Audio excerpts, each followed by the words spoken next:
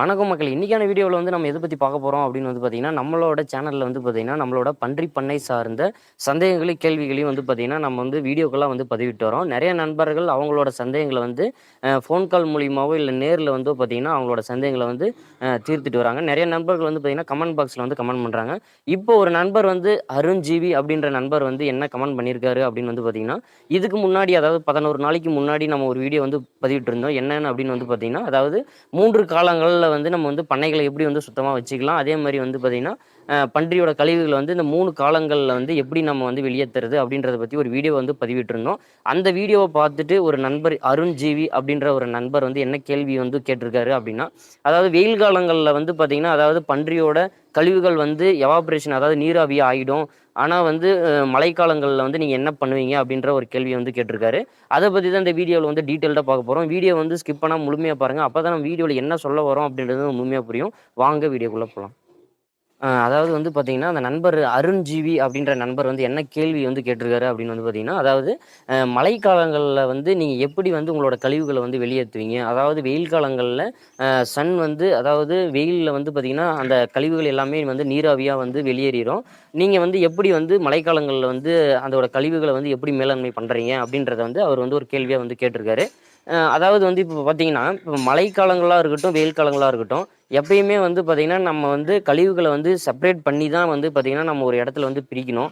இப்போ வந்து பார்த்தீங்கன்னா, நீங்க வந்து உங்க பண்ணை வந்து வச்சு நடத்திட்டு வரீங்க அப்படின்னும்போது, காலையில நீங்க வந்து ஃபார்ம் வந்து கிளீன் பண்றீங்க அப்படின்னா, அந்த கிளீன் பண்ணும்போது சாணத்த ஃபர்ஸ்ட்டு நம்ம வந்து என்ன பண்ணணும்னா, செப்பரேட் பண்ணி ஒரு குழியில வந்து நம்ம வந்து போட்டு அத விட்டுறணும். அதே மாரி வந்து பார்த்தீங்கன்னா, நீங்க ஃபார்ம வாஷ் பண்றீங்க அப்படின்னும்போது, அந்த தண்ணி எல்லாமே பார்த்தீங்கன்னா, ஒரு குட்டை வெட்டி அந்த குட்டையில வந்து வந்து விட்டுறணும். இப்ப வந்து பார்த்தீங்கன்னா, ஆல்ரெடி வந்து சாணமும், தண்ணியும் வந்து பார்த்தீங்கன்னா, தனித்தனியா வந்து பிரிஞ்சிரும். அ இப்படி இருக்கிறம்போது வந்து பார்த்தீங்கன்னா, அது வெயில் காலமா இருக்கட்டும், மழைக்காலமா இருக்கட்டும், வெயில் காலங்கள்ல வந்து பார்த்தீங்கன்னா, நண்பர் சொன்ன மாரி வந்து அது அந்த தண்ணி வந்து எல்லாமே நீராவியா மாறுறதுக்கான வாய்ப்பும் இருக்கு. அதே மாரி வந்து பார்த்தீங்கன்னா, நிலத்தடியில வந்து பார்த்தீங்கன்னா, நிலத்தடி நீர் வந்து உயர்றதுக்காகவும், நிலத்தில வந்து ஊறி போயிறதுக்கான வாய்ப்புகளும் வந்து இருக்கு. அதனால வந்து பார்த்தீங்கன்னா, வெயில் காலங்கள்ல வந்து பிரச்சனை கிடையாது. இதே மழைக்காலங்களா இருக்கு அப்படின்ற பட்சத்தில வந்து பார்த்தீங்கன்னா, நம்ம வந்து கொஞ்சம் நம்ம தான் வந்து இப்ப இத ப்ரிவென்ட்டா இருக்கணும். அப்படின்னு கேட்டீங்கன்னா, முடிஞ்ச வரைக்கும் பார்த்தீங்கன்னா, நம்ம ஃபார்ம வாஷ் பண்றது வந்து பார்த்தீங்கன்னா, கொஞ்சம் தண்ணி கம்மியாவும், முடிஞ்ச வரைக்கும் வந்து பார்த்தீங்கன்னா, அ இப்ப வெயில் காலங்கள்ல வந்து 2 டைம் வாஷ் பண்றோம் அப்படின்னா, குளிர்காலங்கள்லயும், மழைக்காலங்கள்லயும் நம்ம 1 டைம் வாஷ் பண்ணா போதும். அப்படி நம்ம வாஷ் பண்ணும்போது வந்து பார்த்தீங்கன்னா, தண்ணி வந்து நம்ம அத கம்மியா பயன்படுத்துவோம். அப்படி தண்ணி கம்மியா பயன்படுத்தும்போது வந்து பார்த்தீங்கன்னா, நம்மளோட குட்டைகள்ல வந்து பார்த்தீங்கன்னா, நீர் அளவும் கம்மியா இருக்கும். முடிஞ்ச வரைக்கும் பார்த்தீங்கன்னா, லேண்ட்ல வந்து அப்சர்வ் அதாவது நிலத்தில வந்து பார்த்தீங்கன்னா, அந்த தண்ணி அப்சர்வ் ஆவறதுக்கான வாய்ப்புகளும் வந்து பார்த்தீங்கன்னா, நெறையா இருக்கு.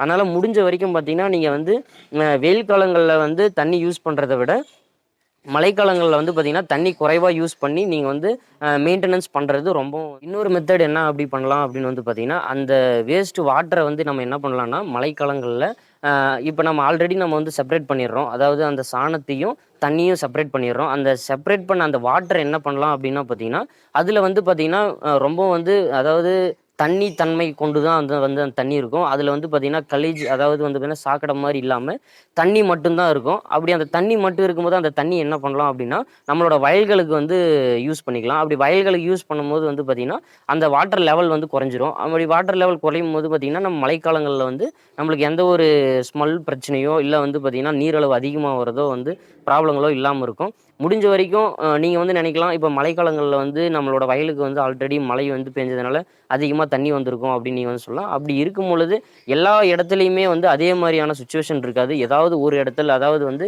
இருக்கக்கூடிய மண் வளத்த பொறுத்து தான் வந்து பார்த்தீங்கன்னா, அந்தந்த இடத்துல வந்து அந்த தண்ணி அப்சர்வ் ஆகுதா இல்லையான்றத நம்ம வந்து சொல்ல முடியும்.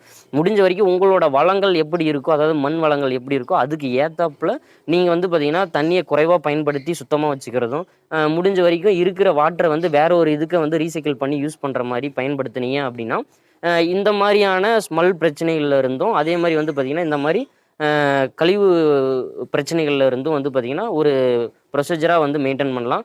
நம்ம வந்து எப்படி மெயின்டெயின் பண்றோம் அப்படின்னு வந்து பார்த்தீங்கன்னா, நம்மளோட ஃபார்ம்ல வந்து பார்த்தீங்கன்னா, இருக்கக்கூடிய நம்மளோட மண் வளம் பார்த்தீங்கன்னா, நொரம்பு அப்படின்னு சொல்லுவாங்க. அதாவது வந்து பார்த்தீங்கன்னா, ரொம்ப வந்து எவ்வளோ தண்ணி குடுத்தாலும் அந்த மண் வந்து பார்த்தீங்கன்னா, அந்த தண்ணிய வந்து அப்சர்வ் பண்ணிரும். அதனால வந்து பார்த்தீங்கன்னா, நம்மளோட ஃபார்ம்ல வந்து நம்ம மெயின்டெயின் பண்றது எப்படின்னா, ஒரு பாண்டு வெட்டியிருக்கோம். அந்த பாண்டுல அதாவது குழி வெட்டியிருக்கோம். அந்த குழிக்குள்ள வந்து நம்மளோட வேஸ்ட் வாட்டர மட்டும் தான் விடுறோம். மீதி இருக்கிற வேஸ்ட்ட வந்து வேற ஒரு இடத்துல வந்து பார்த்தீங்கன்னா, நம்ம குழி வெட்டி அத செப்பரேட் பண்ணி வச்சிருக்கோம்.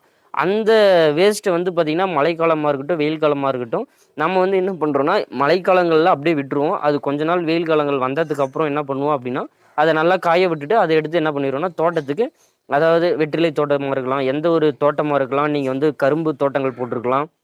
இல்ல மஞ்சள் போட்டிருக்கலாம். இது மாரி விவசாயம் செய்யக்கூடிய தோட்டங்களுக்கு வந்து பார்த்தீங்கன்னா, மண்ல வந்து கலந்து விட்டுறணும். மண்ல வந்து கலந்து விட்டுட்டு 1 மாசம், 2 மாசம் கழிச்சு அது வந்து கம்போஸ் ஆன அப்புறம், அதாவது மக்குனதுக்கு அப்புறம் நீங்க எடுத்து நிலத்துக்கு வந்து பயன்படுத்தலாம். ஏன்னு கேட்டீங்கன்னா, நீங்க வந்து மழைக்காலங்கள்ல அது வச்சுட்டு இருக்கும்போது ரொம்ப ஈரப்பதமா இருக்கும். அதனால வந்து நீங்க அத மண்ணோட மண்ணா வந்து வந்து பொக்லைன் வச்சு கலந்துட்டீங்க அப்படின்னும்போது வந்து பார்த்தீங்கன்னா, உங்களுக்கு வந்து அது வந்து சீக்கிரமா ட்ரை ஆயிடும். அதே மாரி சீக்கிரமா வந்து மக்கிடும். அ முழுக்க முழுக்க வந்து பார்த்தீங்கன்னா, பன்றி சாணம் வந்து ரொம்ப ஈரப்பதமா தான் இருக்கும். அது சீக்கிரமா மக்குறதுக்கு கொஞ்சம் நாட்கள் வந்து எடுத்துக்கும். இதுவரைக்கும் நம்ம சொன்ன 2 மெத்தேடுமே வந்து உங்களுக்கு புரிஞ்சிருக்கும்னு நெனைக்கிறேன். அதாவது வந்து பார்த்தீங்கன்னா, மழைக்காலங்களா இருந்தாலும், வெயில் காலங்களா இருந்தாலும், நம்ம அந்த வேஸ்ட் வாட்டரையும், அந்த வேஸ்ட்டையும் எப்படி மெயின்டெயின் பண்றோமோ, அத பொறுத்து தான் இருக்குது. அதே மாரி உங்களோட மண் வளத்துக்கு ஏத்த மாரி நீங்க தான் அத வந்து கரெக்ட்டான ப்ரொசீஜரா வந்து மெயின்டெயின் பண்ண முடியும். உங்களோட தண்ணி வந்து ஈரப்பதமா வந்து எவ்வளோ ஈரப்பதம் இருந்தாலும் வந்து உங்களோட மண் வளம் வந்து அத எடுத்துக்குது. அப்படின்ற பட்சத்தில நீங்க முடிஞ்ச வரைக்கும் நீங்க வந்து சரியான முறையில வாஷ் பண்ணலாம். அப்படி இல்ல எங்களோட மண் வளம் பார்த்தீங்கன்னா, எவ்வளோ தண்ணி விட்டாலும் வந்து அது இழுக்கிறது இல்ல. எங்களோடது வந்து பார்த்தீங்கன்னா, களிமண் இந்த மாரியான மண்ணா இருக்கு.